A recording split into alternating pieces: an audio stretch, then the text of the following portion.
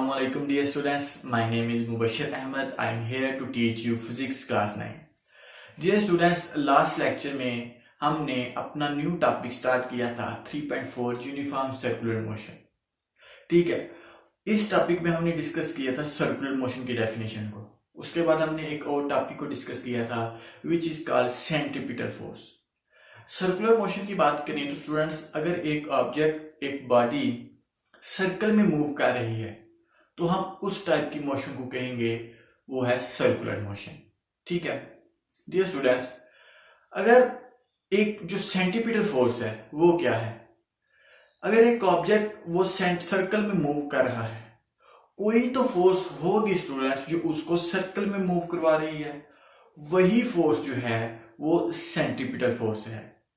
Centripetal force क्या है कि किसी ऑब्जेक्ट को जो फोर्स सर्कल में मूव करवाती है उसे हम सेंट्रीपिटल फोर्स कहते हैं. ठीक है, इस लेक्चर में हम डिस्कस करेंगे सेंट्रीफ्यूगल फोर्स. ठीक है, डिस्कस करते हैं. According to Newton third law of motion there exist a reaction of centripetal force. Student, इसकी रीडिंग से पहले एक दो पॉइंट हैं वो आपको क्लियर करवाऊंगा. स्टूडेंट, अगर आपने लास्ट लेक्चर देखा है तो उसमें हमने बात की थी कि एक बॉडी है, उसका इनर्शिया होता है. अगर हम उस बॉडी को सर्कल में मूव करवाएंगे तो वो उस बॉडी का जो इनर्शिया होता है स्टूडेंट, वो उसको कहेगा कि वो स्ट्रेट लाइन में मूव करे. लेकिन क्यों वो बॉडी सर्कल में मूव कर रही है? क्योंकि उसके साथ एक चीज लिंक्ड है. जैसा कि एक स्टोन है और एक स्ट्रिंग है. एक स्टोन और स्ट्रिंग की एग्जांपल जैसे हमने प्रैक्टिकल एग्जांपल कल की थी, तो स्टोन जो है वो उसका जो इनर्शिया है वो उसको कह रहा है कि वो स्ट्रेट लाइन में मूव करे. लेकिन उसके साथ स्टूडेंट एक स्ट्रिंग बंधी हुई है जो उस स्टोन के ऊपर एक फोर्स लगा रही है. वो कौन सी फोर्स लगा रही है? वो सेंट्रीपिटल फोर्स लगा रही है कि वो फोर्स की वजह से स्टोन जो है अवे मूव ना करे बल्कि वो इन सेंटर की तरफ मूव करे ताकि सर्कुलर मोशन है वो कंटिन्यूएशन रहे उसकी. ठीक है स्टूडेंट, हमने अभी बात की कि एक जो स्ट्रिंग है वो उसके ऊपर फोर्स लगा रही है. स्टूडेंट, वो स्ट्रिंग के ऊपर एक्शन की फोर्स लग रही है. स्ट्रिंग एक्शन की फोर्स लगा रहा है. लेकिन according to Newton third law of motion कि अगर आप किसी के ऊपर एक्शन की फोर्स लगाते हैं तो वो जो बॉडी है वो आपके ऊपर रिएक्शन की फोर्स भी लगाएगी. तो डियर स्टूडेंट्स, अगर स्ट्रिंग जो है वो उसके ऊपर एक्शन की फोर्स लगा रही है तो स्ट्रिंग के ऊपर भी जो है एक रिएक्शन की फोर्स लगेगी. जो उस रिएक्शन की फोर्स जो है उस स्ट्रिंग को अवे मूव करवाने के लिए कायल करेगी, उसको अवे मूव करवाएगी, उसको पुल करवाएगी. वही जो पुलिंग फोर्स है, वही जो रिएक्शन की फोर्स है डियर स्टूडेंट्स, उसी को हम कहते हैं सेंट्रीफ्यूगल फोर्स. उम्मीद करता हूं कि आपको सेंट्रीफ्यूगल फोर्स की अच्छे से समझ आ गई होगी कि एक ऑब्जेक्ट है वो सर्कल में मूव कर रहा है, उसके ऊपर सेंट्रीपिटल फोर्स लग रही है जो उसको सर्कल में मूव करवा रही है. और अगर एक सेंट्रीपिटल फोर्स लग रही है तो उसके ऊपर रिएक्शन की फोर्स भी लगेगी जो उसको स्ट्रेट लाइन में मूव करवाने के लिए कायल करेगी. और जो स्ट्रेट लाइन में मूव करवाने के लिए कायल करेगी, जो उसको पुल करेगी, वही हमारे पास क्या है? एक सेंट्रीफ्यूगल फोर्स है. ठीक है, चलिए अब रीडिंग करते हैं. Centripetal reaction that pull the string outward in some time called the centrifugal force. Dear students, अभी हमने बात की कि एक रिएक्शन की फोर्स लगती है, तो दरअसल सेंट्रीपिटल जो फोर्स लगती है उसी के रिएक्शन को हम सेंट्रीफ्यूगल फोर्स कहते हैं, जो कि स्ट्रिंग को पुल करती है, आउटवर्ड पुल करती है, बाहर की तरफ धकेलती है.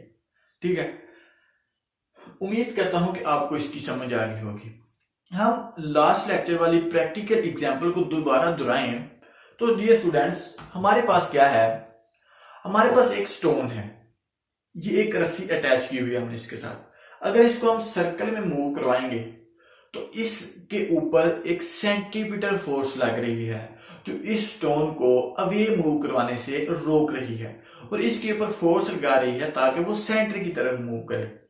लेकिन अगर एक फोर्स लग रही है सेंटीपीटल फोर्स, उसका रिएक्शन फोर्स क्या होगी कि उस ऑब्जेक्ट को अवे मूव करवाए, ठीक है, उस स्ट्रिंग के ऊपर लगेगी ताकि वो ऑब्जेक्ट को अवे पुल करे। लेकिन यहां पे तो फिर भी एक सर्कल में मूव कर रही है, क्योंकि स्टूडेंट यहां पे जो है ये सेंटीपीटल फोर्स ज्यादा है, इसीलिए ये सर्कल में मूव कर रही है। अगर सेंट्रीफ्यूगल फोर्स ज्यादा होगी तो ये कभी भी सर्कल में मूव ना करती। अभी हम सेंट्रीफ्यूगल फोर्स की भी बात करते हैं। ये घूम रही है, अगर मैं इसको छोड़ दूंगा इस तरफ जाके ये स्ट्रेट लाइन में मूव कर गई, स्ट्रेट लाइन में मूव कर गई ना, तो यहां पे क्यों मूव करी, क्योंकि इसके अंदर सेंट्रीफ्यूगल फोर्स ज्यादा हो गई थी as compare to centripetal force. ठीक है, उम्मीद करता हूं कि आपको इसकी समझ आ गई होगी। ठीक है, चलें अब आगे एप्लीकेशन को डिस्कस करते हैं ताकि आपको सेंट्रीफ्यूगल फोर्स की अच्छे से समझ आ गई, मजीद समझ आ जाए आपको। Student, banking of the road, ये भी एक इंपॉर्टेंट एप्लीकेशन है सेंट्रीफ्यूगल फोर्स की।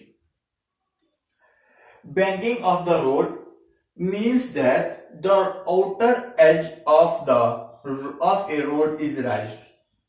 अगर एक रोड का आउटर एज राइज किया हुआ है, ऊपर को उठा हुआ है, तो हम उसको कहेंगे कि वो बैंकिंग ऑफ द रोड है।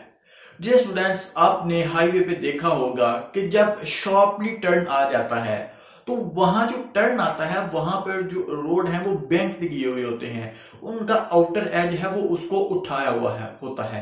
क्यों उठाया हुआ होता है कि डियर स्टूडेंट्स, अगर हमारी जो एक व्हीकल है, अगर हमारी गाड़ी है वो स्ट्रेट लाइन में मूव कर रही है, वो स्पीड से मूव कर रही है, अगर उसको शार्पली टर्न लेना हो तो अगर रोड बैंक्ड है तो वो इजीली टर्न ले सकती है। रोड बैंक्ड मतलब कि जो रोड है वो उस गाड़ी के ऊपर सेंट्रीपिटल फोर्स को एक्ट करता है, उस गाड़ी के ऊपर सेंट्रीपिटल फोर्स को एक्ट करता है ताकि वो जो गाड़ी है वो सेंटर की तरफ मूव हो, अवे ना जाए। ठीक है, तो डियर स्टूडेंट्स, अगर शार्पली टर्न आ गया और अगर रोड बैंक्ड हुआ तो हमारी गाड़ी इजीली टर्न कर जाएगी। लेकिन डियर स्टूडेंट्स, अगर वो रोड बैंक्ड ना हुआ, हमारी गाड़ी हाई स्पीड से मूव कर रही होगी, तो अगर रोड बैंक्ड ना हुआ तो जो गाड़ी है वो स्किडिंग कर जाएगी, वो गाड़ी रोड से उतर जाएगी, तो इसी सिलसिले में हमारा एक्सीडेंट भी हो सकता है।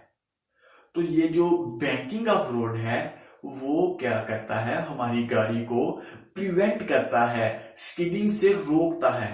ठीक है, उम्मीद करता हूं कि बैंकिंग ऑफ रोड की आपको अच्छे से समझ आ गई होगी। इसी बुक के इसी पेज पे साइड पे एक बस बनी हुई है और वो एक बैंक्ड रोड के ऊपर जा रही है, ताकि उसको आपकी समझ आ जाए, आप जरा उसे देखिएगा। ठीक है, तो डियर स्टूडेंट्स, रीडिंग करते हैं। It provide necessary centripetal force while taking a turn. ये सेंट्रीपिटल फोर्स अप्लाई करती है, एक बॉडी के ऊपर प्रोड्यूस करती है जब उसने टर्न लेना हो। And it prevent skidding of vehicle. जो बैंक्ड रोड होता है वो प्रिवेंट करता है, बचाता है स्किडिंग ऑफ व्हीकल्स, व्हीकल की स्किडिंग से। ठीक है डियर स्टूडेंट्स, हम नेक्स्ट एप्लीकेशन डिस्कस करते हैं किसकी, सेंट्रीफ्यूगल फोर्स की। डियर स्टूडेंट्स, ये जो वॉशिंग मशीन ड्रायर है ये भी इसके ऊपर ही डिपेंड करता है, इसकी जो मशीनरी है ये भी सेंट्रीफ्यूगल फोर्स के ऊपर ही डिपेंड करता है। Dear students, when washing machine dryer spin at very high speed, जब washing machine dryer very high speed से मूव करता है, ठीक है, the water from the wet cloth is force out through the holes in dryer due to lack of centripetal force. Centripetal force की कमी की वजह से जो वेट क्लॉथ होते हैं उनके अंदर जो वाटर के ड्रॉप्स होते हैं वो बाहर निकल जाते हैं। कैसे, अभी मैं बताता हूं आपको। तो जो ड्रायर मशीन होती है उसकी वाल्व के ऊपर होल्स बने हुए होते हैं, आपने देखा होगा उसके ऊपर होल्स बने हुए होते हैं।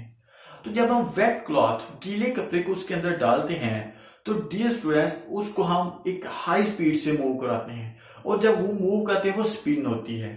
ठीक है, जो क्लॉथ होते हैं वो सर्कल में मूव करना स्टार्ट हो जाते हैं, वहां पे सेंट्रीपिटल फोर्स भी होती है और सेंट्रीफ्यूगल फोर्स भी होती है, लेकिन वहां पे जो सेंट्रीपिटल फोर्स है वो कम हो जाएगी, क्योंकि जो स्पिनिंग मोशन है वो बहुत ही हाई है, और जो सेंट्रीफ्यूगल फोर्स है वो ज्यादा हो जाएगी। क्यों? क्योंकि जो क्लॉथ है वो हाई स्पीड होगी तो वो दीवार के साथ लग जाएंगे, सेंटर से अवे कर जाएंगे। तो इसी वजह से जो क्लॉथ, जो गीले कपड़े होते हैं उसके अंदर जो वाटर ड्रॉप्स होते हैं उनमें से पानी आहिस्ता आहिस्ता बाहर निकल जाता है, और इसीलिए हमारे जो कपड़े हैं वो क्या हो जाते हैं, सूख जाते हैं। ठीक है, उम्मीद करता हूं कि आपको इसकी भी अच्छे से समझ आ गई होगी। एंड लास्ट पे जो एप्लीकेशन है वो है क्रीम सेपरेटर। हमने क्रीम को सेपरेट करना है फ्रॉम हैवियर पार्टिकल्स। स्टूडेंट, आपने देखा होगा एक बॉल, क्रीम सेपरेटर एक बॉल होता है, वो आपने देखा होगा, उसके अंदर हम क्रीम डालते हैं। ठीक है, हमने उसको एक हाई स्पीड से मूव करवाना है। उसको हम हाई स्पीड से मूव कराएंगे, जो हैवियर पार्टिकल्स होते हैं क्रीम के, वो दरअसल क्रीम नहीं होती, उसके अंदर पार्टिकल्स होते हैं। हमने क्रीम को सेपरेट करना होता है उन पार्टिकल से। जब हाई स्पीड से मूव करते हैं तो डियर स्टूडेंट्स, जो हैवियर पार्टिकल होते हैं वो बॉल के दीवार के साथ लग जाते हैं। क्यों लग जाते हैं? क्योंकि वहां पे जो उनके ऊपर फोर्स लग रही है वो सेंट्रीपिटल कम लग रही है और सेंट्रीफ्यूगल ज्यादा लग रही है। अगर सेंट्रीफ्यूगल ज्यादा लग रही है तो वो अवे मूव करेंगे सेंटर से। अगर सेंट्रीपिटल ज्यादा लग रही होती तो वो जो सेंटर की तरफ मूव कर रहे होते। सो इसीलिए जो हमारी जो दरमियान में बच जाती है वो दरअसल क्रीम होती है, और हम एक पाइप के थ्रू उसको निकाल लेते हैं।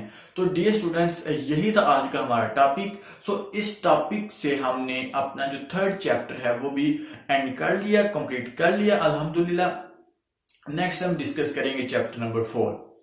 डियर स्टूडेंट्स, अगर आपको इस टॉपिक में कोई भी कंफ्यूजन है तो आप प्लीज कमेंट सेक्शन में जरूर पूछ लीजिएगा। अल्लाह हाफिज, स्टे ब्लेस्ड।